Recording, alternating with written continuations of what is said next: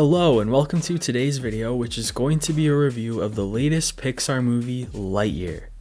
I just recently finished a series where I ranked all 25 of the previous Pixar films, so this came at the perfect time. Just as a heads up, this review is going to include spoilers, so if you haven't seen Lightyear yet and want to avoid hearing any specific plot elements, I'd suggest returning to this video after you've had a chance to see the movie. Let's get into it.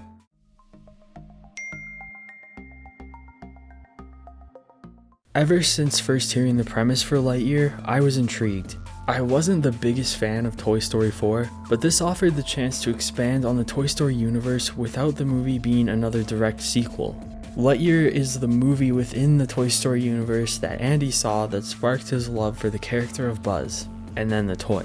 Woody is to Woody's Roundup what Buzz is to Lightyear. It may seem hard to wrap your mind around at first, but I think the movie makes it pretty simple from the intro they included. On the whole, I had an enjoyable time watching this movie. Pixar is in this odd position where they're always in competition with their past body of work, and since their standard has been set so high, they can put out a good movie, but people will consider it average in comparison. That's where I find myself placing Lightyear. I genuinely liked it, but I didn't feel swept off my feet or anything. I'm of the opinion that the themes present throughout the film are very strong, but the plot that accompanies said themes isn't that special. It can feel a little generic and not quite compelling enough for the beloved character of Buzz that Toy Story introduced us to. I know that Buzz the toy isn't the same character as Buzz from Lightyear, but that's who he was based on, so I'd like it if they felt more connected. Lightyear revolves around themes about the passage of time and the value of human connection. After Buzz's mistake causes everyone to become marooned on the planet Takani Prime, he begins an obsession with trying to fix this to get everyone home. Every time Buzz goes out to test the hyperspace fuel, years pass back on Takani Prime.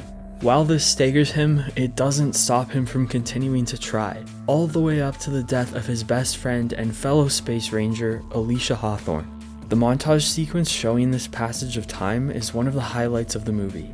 The visual storytelling is quite effective, and I found myself willing Buzz to stop and spend time with his friends before it was too late, but of course, he continued. With this scene, Pixar is warning us that fixating on the past and obsessing over a mistake can rob us of the present.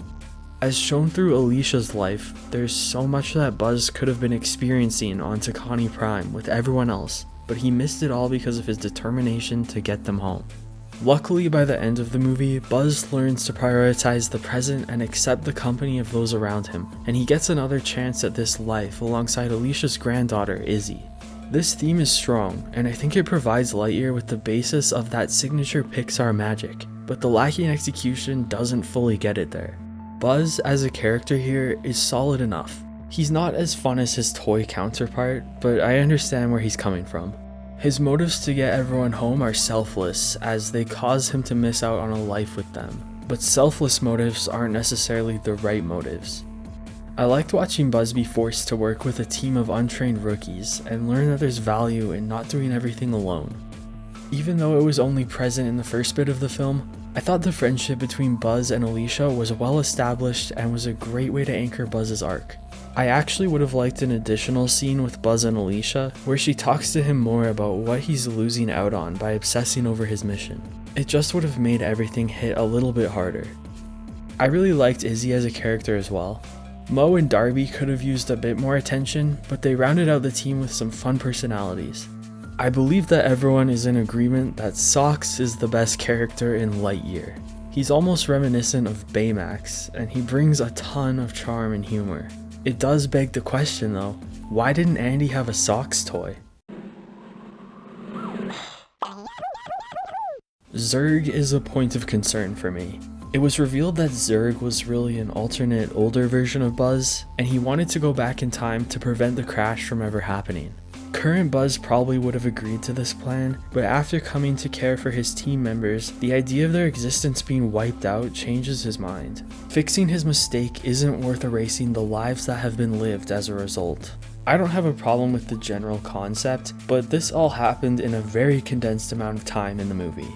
It felt quite rushed to me, and I didn't really view old Buzz as a villain. I would have preferred Zurg to be his own character, and I feel like he would have been a stronger villain that way. I understand the symbolism of Buzz having to face himself, but it just didn't totally work for me. I'm also not great with time travel and alternate timeline plots, so I don't fully comprehend how the second Buzz came to be. I also thought Zurg was Buzz's father, but maybe that was purely a joke for the sake of a Star Wars reference in Toy Story 2. I have a lot of catching up to do with my dad. Do I look? There are some holes in the narrative about what Star Command really does, and specifically what they were setting out to achieve on the initial mission in the movie. It would have been cool to delve into that a bit more, but that's more of a periphery complaint. I'm not super well versed in sci-fi cinema, but from what I hear, Lightyear does a good job of capturing the 90s space opera genre. It takes inspiration from movies like Star Wars, Star Trek, Interstellar, The Martian, 2001: A Space Odyssey, and even Avatar. Chris Evans was a great choice to voice Buzz in this movie.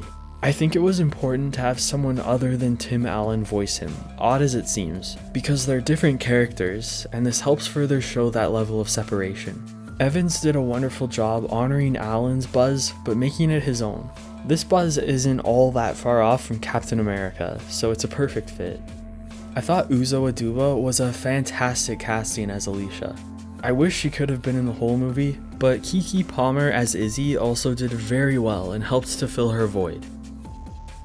The animation is unsurprisingly one of Lightyear's strongest points. This film is a visual marvel. The design of the planets and the ships are really cool, and overall it's just lovely to look at. Space is such a fun setting full of potential, and I feel like they did a good job utilizing it. Michael Giacchino is back yet again to score another Pixar movie, and he did a brilliant job as expected. If I'm honest, this isn't one of my favorites from him, but it totally works for the film. The track Mission Perpetual that plays during the aging sequence is the highlight for me.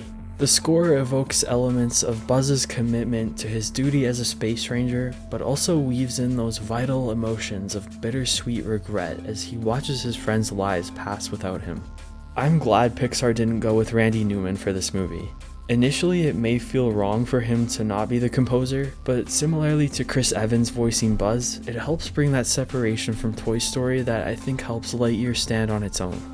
A positive element of Lightyear is its inclusion of LGBT representation that actually lasted longer than 3 seconds. It was still a fairly minor part of the movie, which makes people's outrage over it even dumber, but I think it was a step in the right direction. Alicia's relationship was a small part of the film, but it still had a vast impact on Buzz to show him what he was missing. The lesbian Cyclops from Onward served us well, but it looks like it's time to move on from her.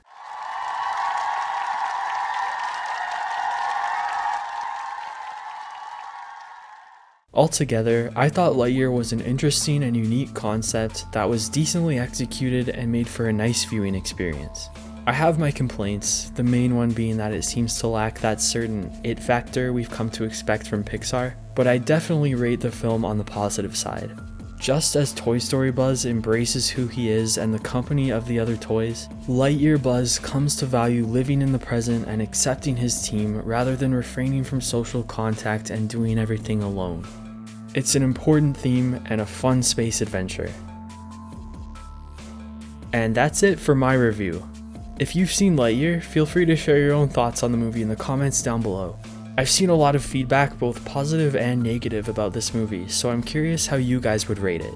If you liked this video, please hit like and subscribe, and head over to the Trove to check out more videos like rankings, trivia, and video essays. I'll have playlists linked in the description down below.